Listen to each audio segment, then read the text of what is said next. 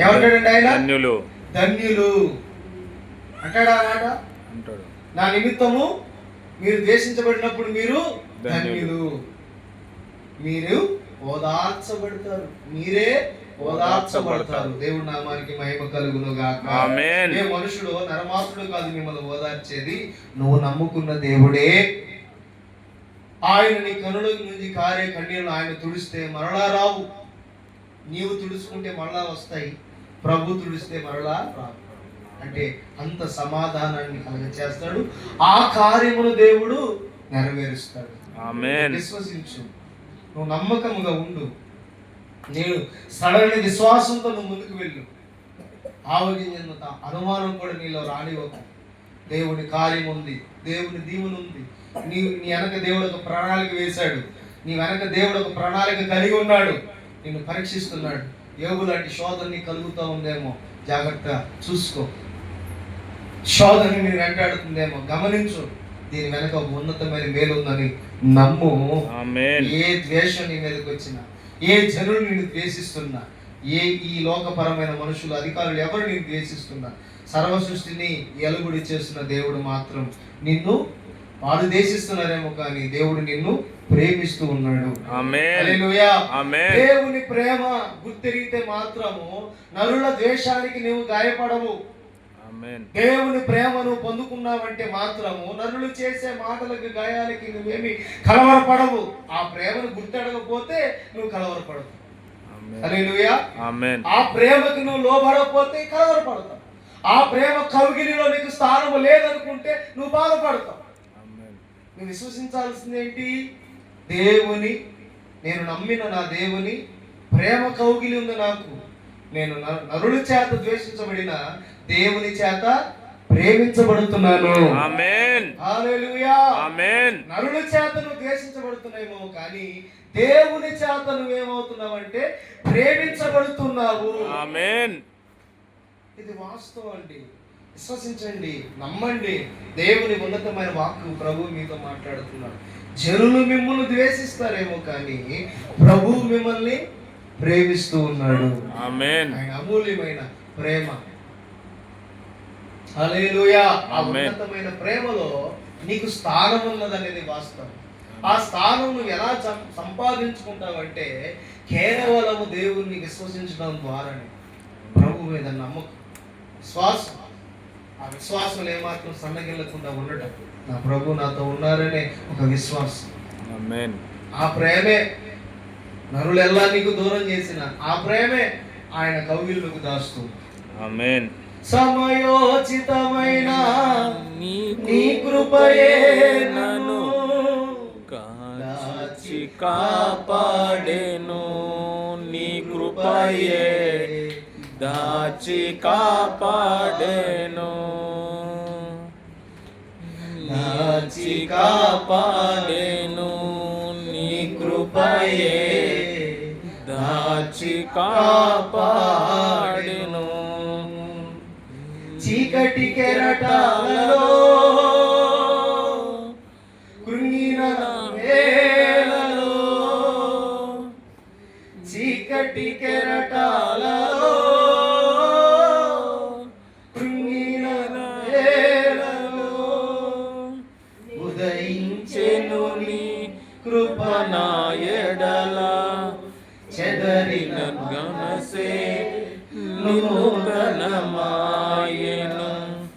ఉదయించెను నీ కృప నా ఎడల. చెదరిన మనసే నూతనమాయెన. మనుగడలేక మలుపు తిరిగేనా. నీ ప్రేమే నన్ను ఆదరించేను. నీ ప్రేమే నన్ను ఆదరించేను.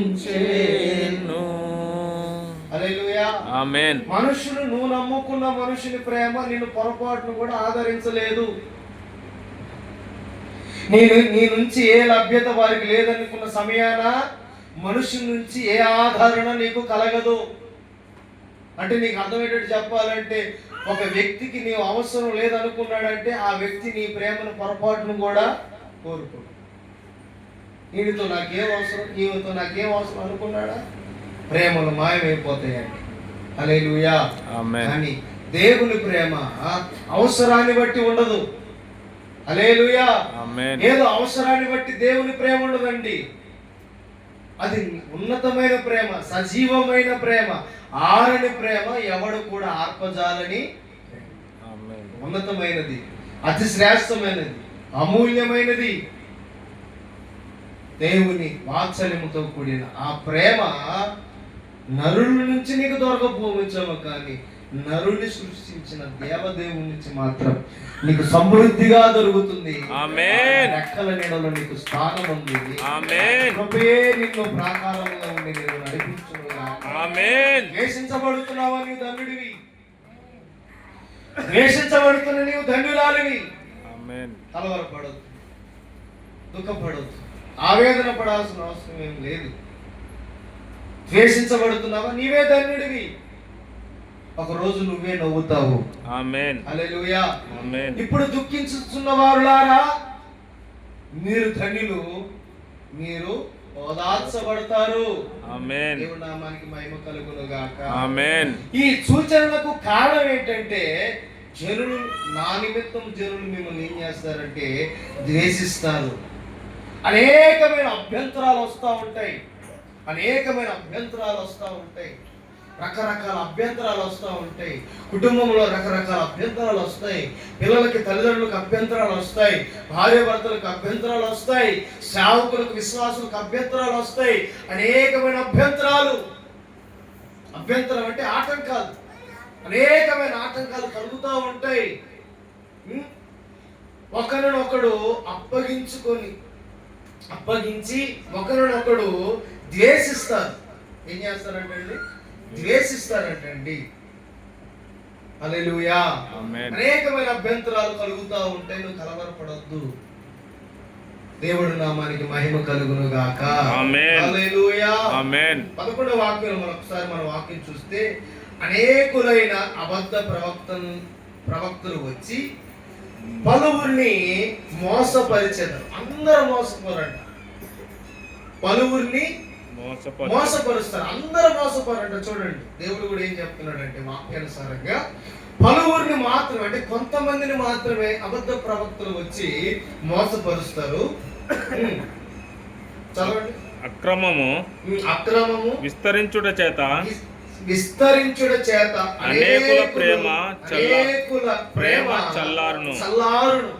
ఏమైపోయిందంటే ప్రేమ చల్లారిపోయిందంట. ప్రేమ చల్లారిపోయిందంటండి. అర్థమవుతుందండి మీకు? ప్రేమ చల్లారిపోయిందంట. ఇదేమన్నా వేడి వేడి అన్నమా, వేడి వేడి కూర చల్లారిపోవడానికి ఏంటిది?